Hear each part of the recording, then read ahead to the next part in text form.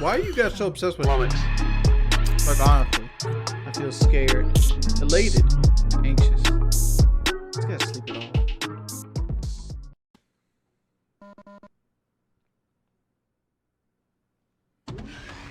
Hey, everybody.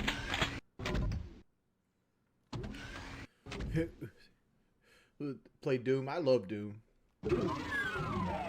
But sadly, I've never actually completed Doom 1 or 2. Like, Doom 3 and up is where most of my Doom experience is. What should you ask Phil's wife? You should ask about the Corolla wheel. That's what inquiring minds want to know. What happened to the Corolla wheel? Like, I just got up. I went. Kelly laid down, and I went and laid down too because I wasn't feeling it earlier. Now I'm kind of lost. Fuck, I love Quake 2. Like, that's a game I'm good at. Now, Quake 2, I'm good at Quake 2. Especially since I learned that you can,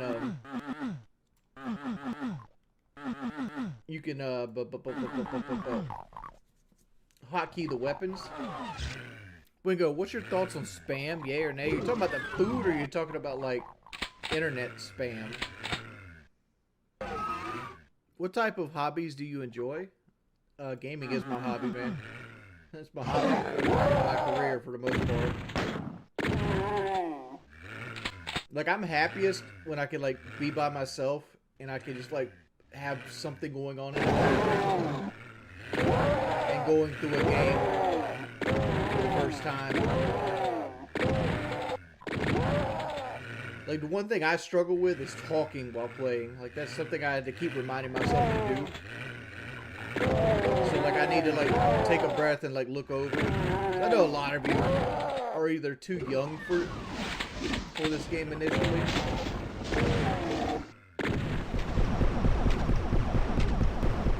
Like, I was playing video games when Doom came out. I remember looking at Doom being like, I'll never have a PC capable of running Doom.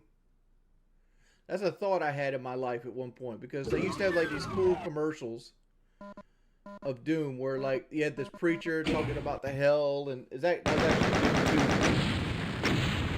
Can you give your voice a little bit louder than the game? It's hard to hear you. I can just turn the game down. Let me turn the game down here too, because I can barely hear myself talk. A floating head stream, yeah. I like playing games in the dark.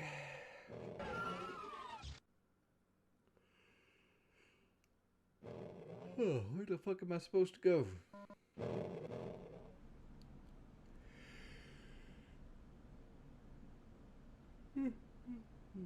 Where we started at. I spent most of my day at the fucking hospital, which, you know, it's nice that they fixed my wife, but I can tell you, like, hospitals are cold and fucking boring, and you're never sure what you can do. Cause, like, the hospital my wife was at, like, all the wings are like electronically locked, so, like, people can't come in and out of them. And, like, all the vending machines are on the other side, electronic locks. And, like, yeah, they'll let you in and out, but I feel like I'm being a burden on fucking the nurses wanting to go to the fucking snack machine. You know your boy Jordy snacks. Hey, Kelly. You wanna come on stream for a little bit?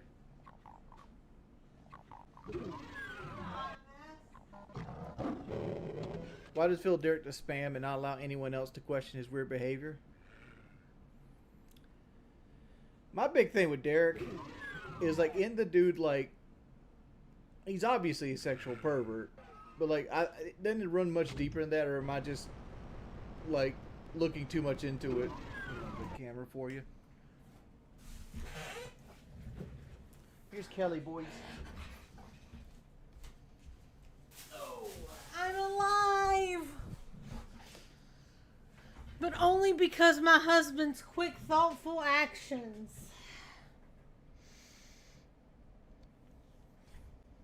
What's happening?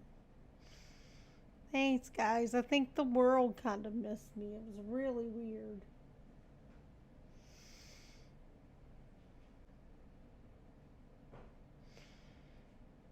I'm actually feeling a lot better today than I have in years. Like I said, I'm feeling a lot better. Jordy's actually taken excellent care of me. I think it speaks volumes how sick I was that they immediately took me back to the ER and there was no question I had a team of doctors on me. So, Rip my bank account. really? Yeah. This is what you want to say right now as I'm praising you how well you were and how wonderful you were. Kind of realize it's our bank account, right? Yeah, I know it's our bank account. Okay. But we need to have a ceremony for it. Maybe give it a funeral pyre. Well, I mean, that's not all. Like, in the middle of this, I officially lost 30 pounds. Probably not the way to do it. 418.8. I've been up for a second. So, I don't know how many know this. Quick recap. I went in for weight loss surgery for my diabetes, and I ended up with ketosis. And yeah, other than that, it's a pretty serious thing if you look it up. Honestly, I've not even been eating. Alright, guys, thanks so much. Thanks for the concern. Hey, See, I'm alive. Dude, Kelly is going to be a skinny legend here in about a month. She's already dropped 30 pounds since the weight loss surgery? Mm-hmm. So you're going to be 150 by the end of February easily. Mm.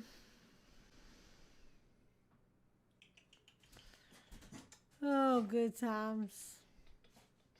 Alright, guys. We're going to let him come back.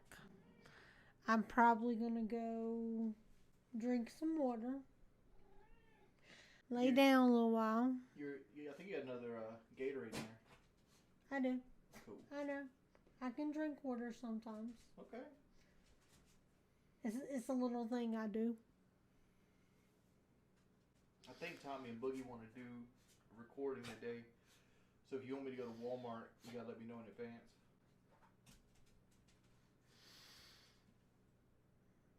I ain't even going to go there with you with that. Alright. Peace out, y'all. I'm going to drink some water and go lay down a little while. Bye.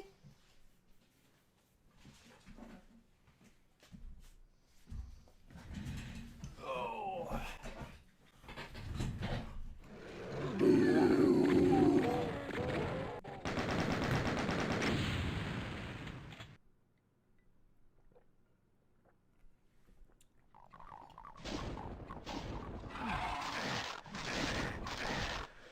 Oh no. Oh, fuck me.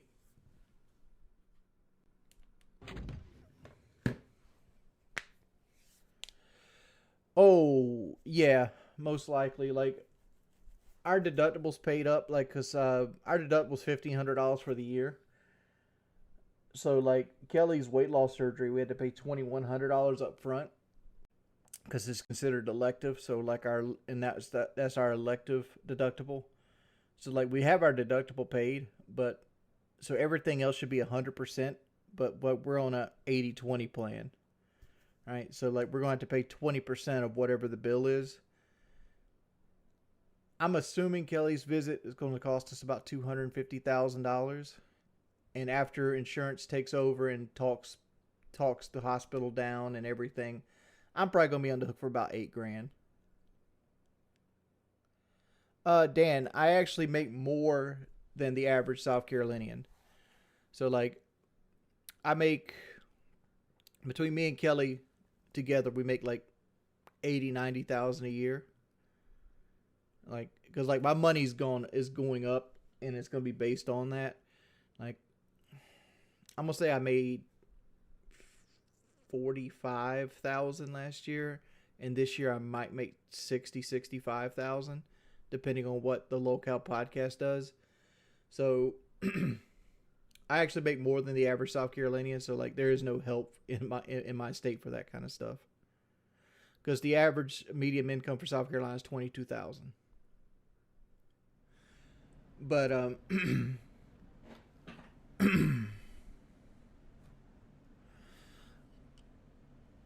forgot what I was just talking about. Fun fact: my niece got into a wreck just yesterday. We had a very bad storm yesterday, and the roads were icy. The roads were icy. It was raining, almost sleeting. Winds were super high, like 50, 60 miles an hour. And she was going to work, and she drives this pile of junk Suzuki something. I don't even know what the fuck it is. It's one of the very first like SUV car things. Well, she hydroplanes and hits this guy's brand new F-150. $75,000 worth of F-150.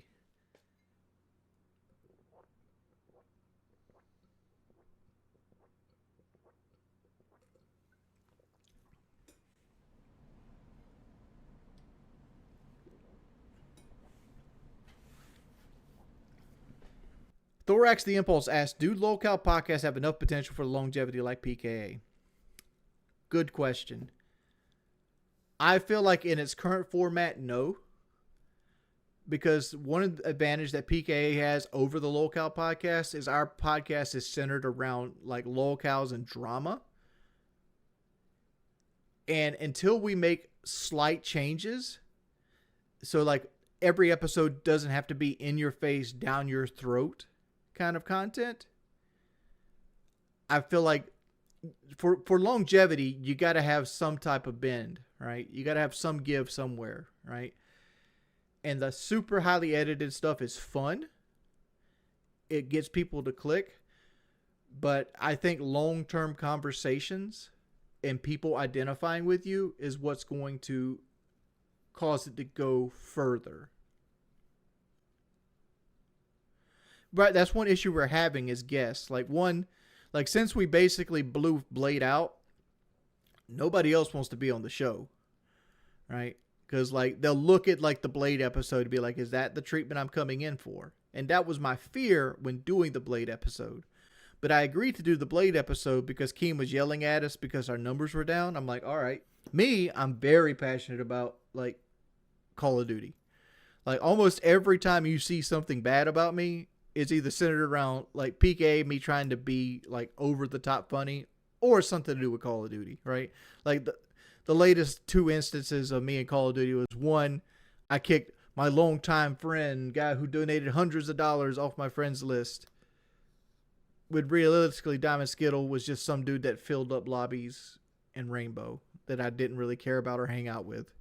Like, you know, that's it really. And then like the trolls try to make it out like Wings cares about Call of Duty while wife dying in other room. It's like, one, my wife's an individual and she's hard headed. I tried to get her to go to the ER the entire Sunday day and she didn't want to go, right? And I got her to make a compromise that, all right, I won't force you to go right now or call the ambulance if you think you're going to be okay. But tomorrow we're going to see your doctor. And that's so first thing I woke up was I left messages for like the nurse of her doctor. And that's what the route we went. And like I was playing Call of Duty to get my mind off of it because I was worried about her, right? I didn't care like what I was actually doing that day very much, but like in my head I'm like, I want these people to call me back. I could sit in the living room and sit or look at the phone, or I could have came in here and played Call of Duty and maybe the phone call would have came quicker. that's the true story behind it, but nobody wants to hear the true story. They won't like Wings doesn't care about his wife or something like that.